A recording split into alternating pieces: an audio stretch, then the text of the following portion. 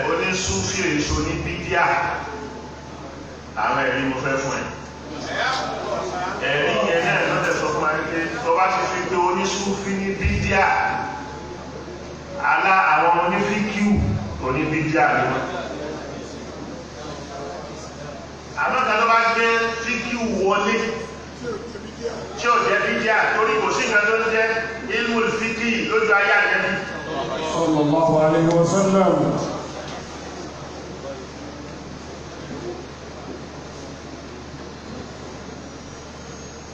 òun ni pé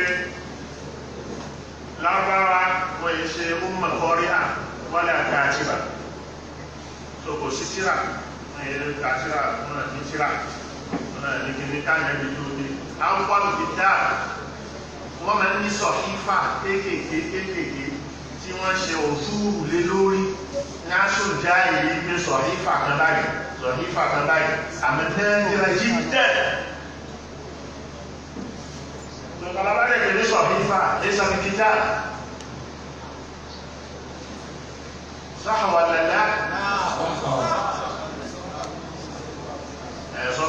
sofa miti sahifah. Amal kita, awal kitab للعرب وللعالم هو القرآن الكريم. Àkọ́kọ́ tírà nìyẹn. Ọlọ́run náà sì pé bẹ́ẹ̀ ní tírà ní alif lam mim dhalika al-kitab la rayba fihi hudan lil-muttaqin. awwal kitab inda al-arab.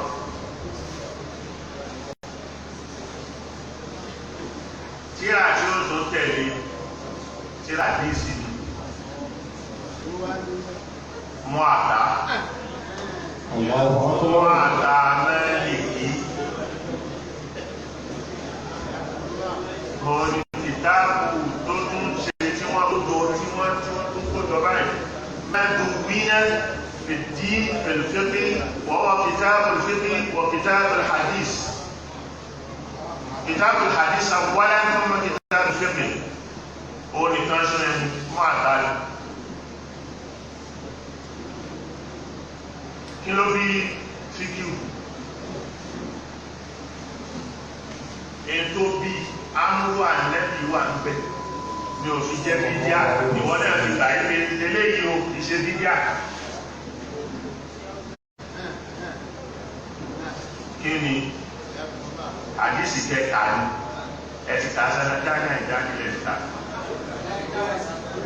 بينما نحن جلوس عند رسول الله طلع علينا رجل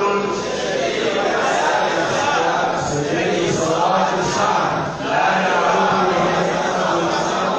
ولا يعرفه أحد منا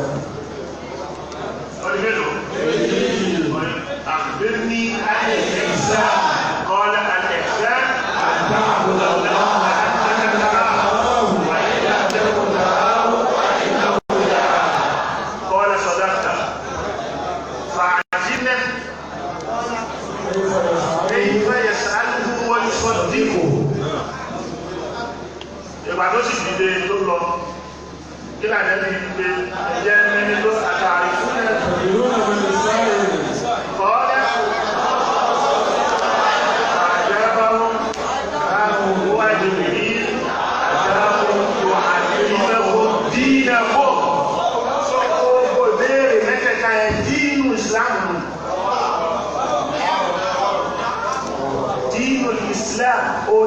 ní asọ́lé di kọ́kọ́ ò jáde ń bẹ̀ kò jáde kúrò nínú dínú Islam.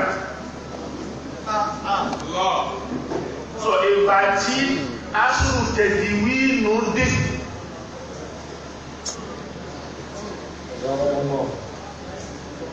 làwọn onífíkìwù tọwọ́ bọ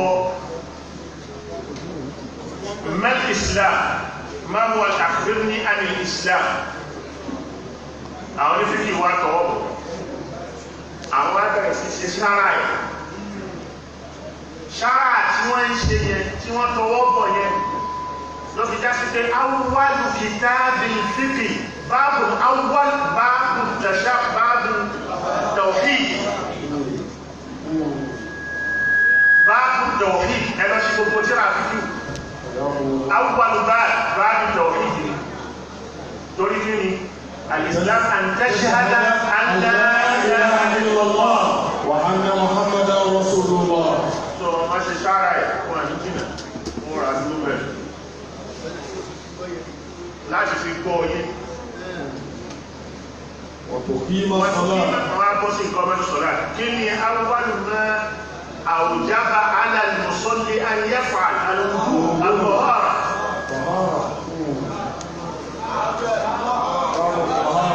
wọ́n ti bẹ̀rẹ̀ báàbù tahara an-najasa kí ni nǹkan tó jẹ́ najasa tahara kí ni nǹkan tó jẹ́ tahara al-wudu òun ni gúúsù kékeré tayammum òun ni wudu kékeré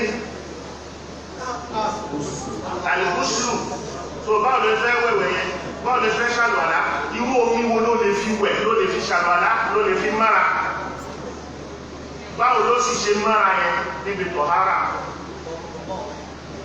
wọ́n wá bọ́ síbẹ̀ wọ́n wá bẹ̀rẹ̀ sí kó àdísù lọ àdísù báwo là nẹ́bí ṣe ṣe bá nẹ́bí ṣe ṣe súnnà fi'liyya súnnà tó ń kọ òlíyà òun nìyẹn wọ́n á dé súnnà àwọn sọ máa ń gbé súnnà méjì ní ìdíwó lẹ́fẹ́ tẹ̀lé bẹ̀ súnnà tó ń kọ òlíyà lẹ́ sọ ní àti súnnà tó ń fi'liyya. èyí tá a gbẹ́bí sọ lẹ́nu àti ìgbàgbọ́ ṣe iṣẹ́ tá a lè sọ pé bá a gbẹ́bí ṣe léèrè. àbíká sọ pé báyìí ló wí pé kí wọ́n ṣe àyà ọmọ wọn. so wọ́n wá tọwọ́ bọ̀ báwo la níbi ṣe ṣàlùwàlá bẹ́ẹ̀ sì ni àlùwàlá kò ṣe kì í ṣe ìgbà tí sọ yìí Buhari tó sọ yìí wẹ̀ ẹ̀jọ́ ló fẹ́ kọ́ wa lálùwàlá àbí ló fẹ́ kọ́ wa ní òun níjọ́ tí ìsìláàmù ti dé káàkiri ti fi hàn lójú gbogbo káàkiri ló kí hàn tí wọ́n bá sì gba ìsìláàmù nílùú kan ní kọ́tòrù kan wọ́n gbé hákímù sọ́láàtì náà máa ń pè hákímù sọ́láàtì òun ni ó lọ ọbẹ̀ ni ó lọ máa kọ́ wọn yóò lídìí wọn wọ́n ṣe ń kírun wọ́n ṣe ń mọ̀ bá ṣe lọ gbogbo àṣọ́ọ̀rù yẹn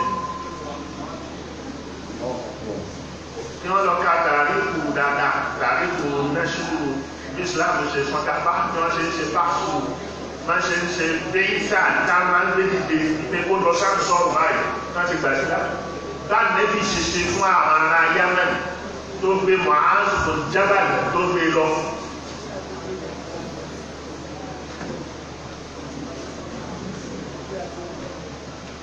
So wọ́n ti ń kírun wọ́n ti ń ṣàlùwàlá wọ́n rí ànẹ́bí sọ bí wọ́n ṣe wẹ jẹ́nàbà ó sọ so lórí pàtíyà sí pé tíra fíkíù yẹn yóò sọ pé eléyìí nínú ìrun fárídù lélẹ́yìí fárídù yẹn Al-Qur'ani ni ó mú wa Al-Qur'ani ni ọ̀gá òfin Sunnah ń tẹ̀lé ṣe ṣára míì òun ni pẹ̀lú tí súnnà fẹ́ ṣe ṣára ẹ̀ sunnatun qawliyya wa sunnatun fi'liyya òun ni èyí ká níbi ìfà ṣe àkílà Al-Qur'ani sọ níbi àlùwàlá idha qumtum ila salati faghsilu wujuhakum wa aydiyakum ila al-marafiq wamsahu bi ru'usikum wa arjulakum ila al-ka'bayn faraidu wudu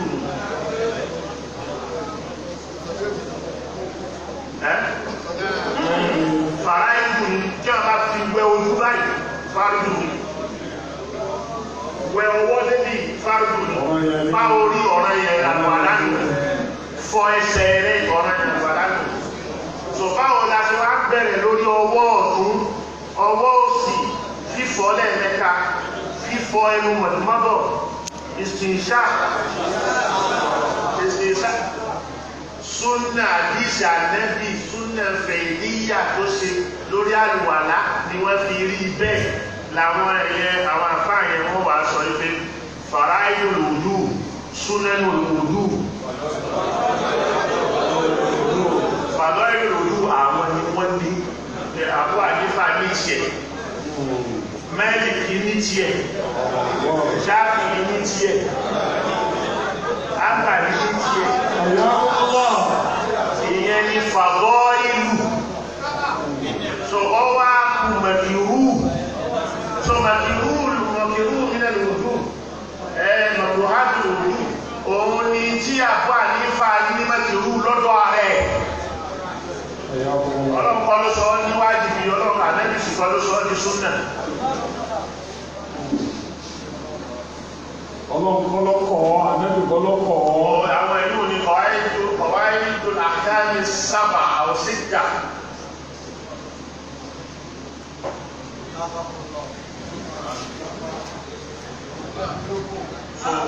Ẹ̀yìn tó lọ́dọ̀ àwọn ẹlòmíì wọn a máa fọwọ́ pa ọrùn. Mazhabi Shafi'i. So ibòmíì wọn a káwọ́ sí dáàyà. Torá nẹ́bí ṣe kọ́bùdù yẹn àbí ìrṣàn àti ìdàmí ilẹ̀ lórí Mazhabi Málíkì dídáwọ́lẹ̀. Sọ̀ṣẹ́ yìí sọ̀rọ̀ á káwọ́ sí dáàyà kò nínú. Àbí ẹni tó bá ń káwọ́ mọ́ báyà ṣé kò nínú. Wọ́n tó pa àwọn ẹ̀wọ̀n yìí wọn láyà fún ṣé ìyà torí pé wọ́n fẹ́ ka da gbogbo Mazhabi mẹ́rẹ̀ẹ̀rin ẹnu. Káwá Mazhabi Wàhábíyà wọ́n fi pààrọ̀. Wọ́n ajá pé òṣèlú nínú làwọn àfáàgbà àwọn ní sálàfù, àwọn búbáàdì ní sálàfù bẹ̀. Òtẹ̀gbónú ẹ̀ òtẹ̀ ní àní sálàfù bẹ̀. Àdìbáyé ni àwọn sálàfù bẹ̀.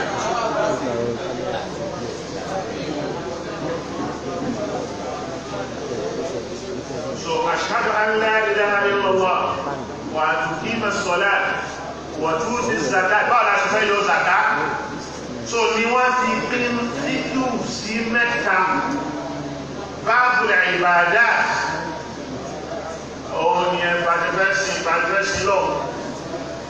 Báàbù muamalat.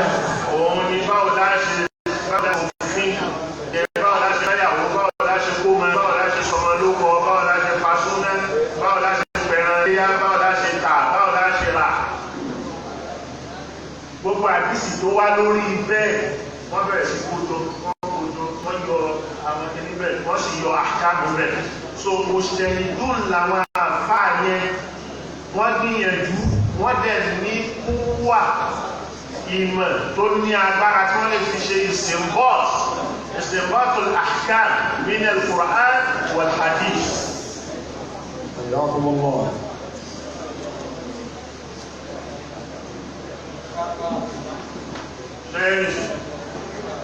Akramakumullah. Àwọn ìyẹn lọ bẹ́ẹ̀, wọ́n ń dasúmọ́ Ramadan bá la gbé báwẹ̀, ọ̀tà ìjọ bá la ti fẹ́ ṣe hajj. Ẹnìkan sọ wípé wọ́n ní ká da àdìsí nù tí ó bá bá Kùránì lọ, tí ó bá bọ́ fún orí lọ, kò yé. Ní táwọn oníyẹn ò yé. Oníṣọ́gbọ́n orí la fi ń sin ẹ̀sìn ni. Bẹ́ẹ̀ ni ọgbọ́n orí kọ́. Wallahu la yu'badu bil-uquli bal kulluhu bi-shar'il manquli. Wallahu la yu'badu bil-uquli bal kulluhu bi-shar'il manquli. Wallahu la yu'badu bil-uquli bal kulluhu sísúnmọ́ lọ́wọ́ yẹn. Pẹ̀lú ṣẹ̀ríà ẹ̀ tó fún wa tí wọ́n nà kálà wá fún wa ní. Ìyẹn kọ́ là ń wí.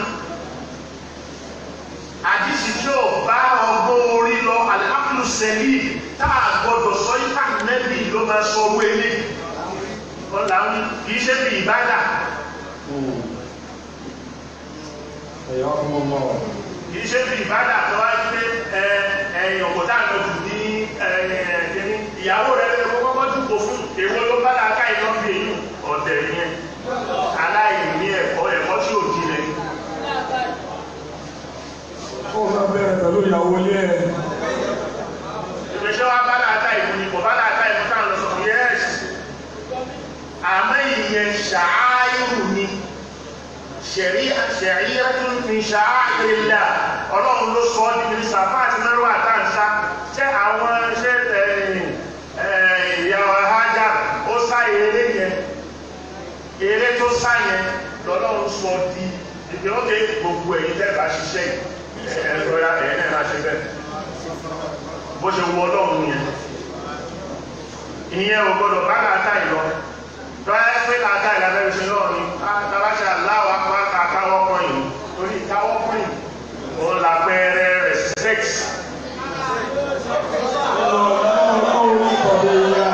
ọkùnrin ọ̀dọ̀ èèyàn sọ̀rọ̀ wá jẹ́ ọkùnrin lábẹ́rẹ̀ sí ẹ̀sìn ní ẹ́ tọ́yẹ́ pọ́kùnrin lábẹ́rẹ̀ sí láyọ̀ ọ̀bádùgbé lóhun kúùlì bẹ́ẹ̀ òróó ìṣẹ́rẹ̀ ní ìmọ̀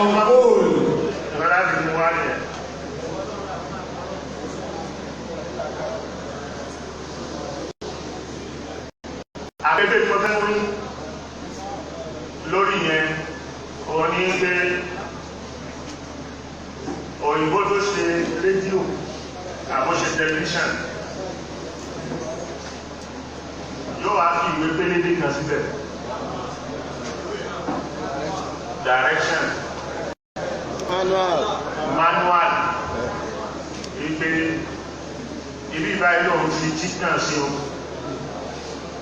on off ibi lòun fi volume sí o tó bá fẹ́ gbé lókè tó bá fẹ́ gbé lọlẹ̀ ibi lòun fi channel sí o tó bá fẹ́ change ẹ̀ kúrò yóò fi síbẹ̀ bẹ́ẹ̀ tó bá ti jẹ èyí tí ò ń ṣe bẹ́ẹ̀ kò sí ní fún ẹ ní nǹkan tó fẹ́ ẹ̀gbọ́ ọba ti ṣe tẹ̀ àwọn aṣọ́fẹ́ ẹgbẹ́ tó bá ní fault pé àwọn experts technicians tí wọ́n mọ̀ ń pẹ̀ kí wọ́n bẹ́ẹ̀ wò má ní o fẹ́ tú fúnra rẹ̀ because àwọn technicians yẹn àwọn ni wọ́n mọ wáyà tí wọ́n so papọ̀ mọ́ra wọn bó ní wọ́n ti so papọ̀ níbo ló ti jọyìn ara wọn kí ló múná wá kí ni ò ní múná wá kí ló móhùn wá kí ni ò ní móhùn wá àwọn ni wọ́n kọ́ṣẹ́ tó bá ti tẹ̀lé manual in tó fẹ́ result tó fẹ́ kò ní jáde so ọlọ́run ló ní ẹ̀sìn ẹ̀ òun ló fi manual sí pé bí mo ti fẹ́ kẹ́ ẹ máa ṣe rèé bó ti wù mí lọ́dọ̀ mi yìí so bó ti wù lọ́dọ̀ ẹ̀yẹn ìyẹn sàwábìtù tí ò lè gé ànẹ́bí ṣe kò sì sí rọ́mbẹ̀ láàkà ìtọ́lá bí ń ṣe yẹn pọ̀sí fátà ń sọ ní pé kéèyàn mú àdíṣì wáyé pé ọ̀bọ àwọn ọ̀bọ wọ́n ṣìnà wọ́n wá mú èyí tó ṣe ṣìnà wọ́n jù lókò pa kán wá ní àdíṣì ànẹ́bí ni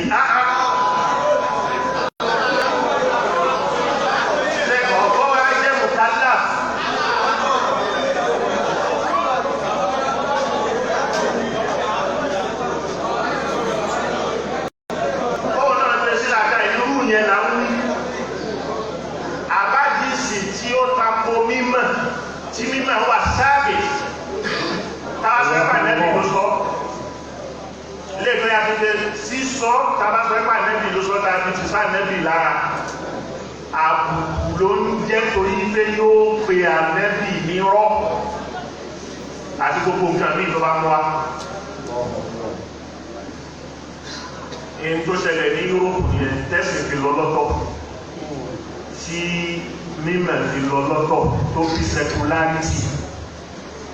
So kí wẹ́ẹ̀ má ṣẹlẹ̀ fún àmì ìsìlámù kéèyàn sọ wípé àdìsí ni ànábì ló sọ wípé láàárọ̀ tóòrùn bá fẹ́ yọ ní sánmà yóò kọ́kọ́ lọ júbà sí abẹ́ àlẹ́ àràṣí kó tó yọ, tó bá tún fẹ́ wọ̀ kó lọ júbà sí abẹ́ àlẹ́ àràṣí kó tó wọ̀.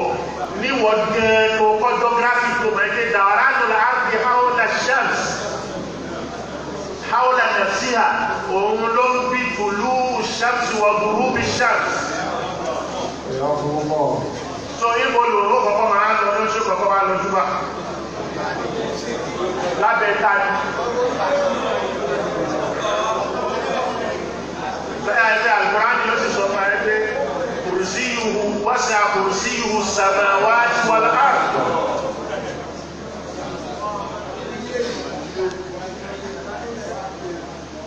هذا لا يقبل التأويل ولا يقبل العقل ولا يقبله العقل السليم ولا العلم السليم. حياكم الله. So irú yẹn ẹlọ́dúnú iṣẹ́ àlẹ́bí ló máa sọ rú ẹ̀. Àwọn kan tó pa Copernico ní Yúróòpù nìyẹn tí Yúróòpù Copernico tó ní pé ilẹ̀ yìí làwọn àfáà ṣọ́ọ̀ṣì tí wọ́n tán di ẹ̀sìn múná ilé ilẹ̀ olóyìn ẹgbẹ́ ṣe bí káwọn wà yìí kúrò látijọ́ ilẹ̀ rí rogodo ká. So àwọn òṣèṣì yìí ṣubú látijọ́ yìí náà ní kí wọ́n mú kí wọ́n lọ pa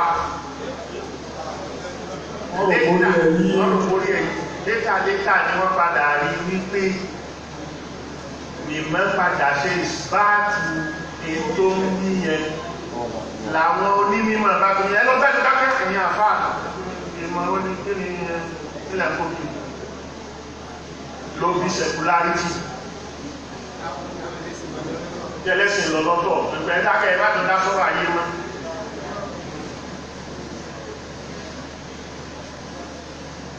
So ìyẹn là ń sọ wípé tí ò gba ọ̀pọ̀ àkọ́ bínú lè tàwí wala kọ́ bínú lè ilmi salim.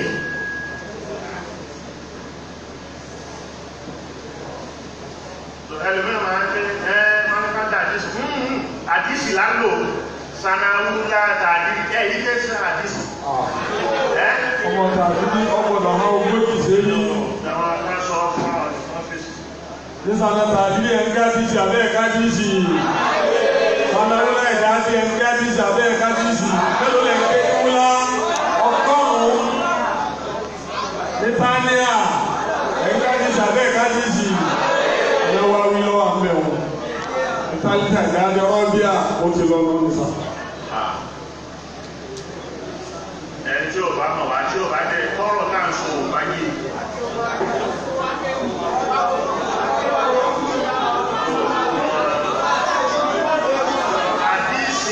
Àdìsí ìkọ́mù sọ̀lá hajj bẹ́ẹ̀ ìmẹ̀nìsítàbá ilé ìsẹ̀mìlà. Báwo la ṣe gbé hajj, báwo la ṣe gbé nìkan, báwo la ṣe gbé ìrámù, báwo la ṣe ṣe ní gbogbo ẹ̀ pátá àwọn onífíkìwù tọwọ́ bọ̀ ó bẹ̀rẹ̀ látòrí Abu Hanifa, Málíkì, Ṣáfi'í, Abu Hanbal.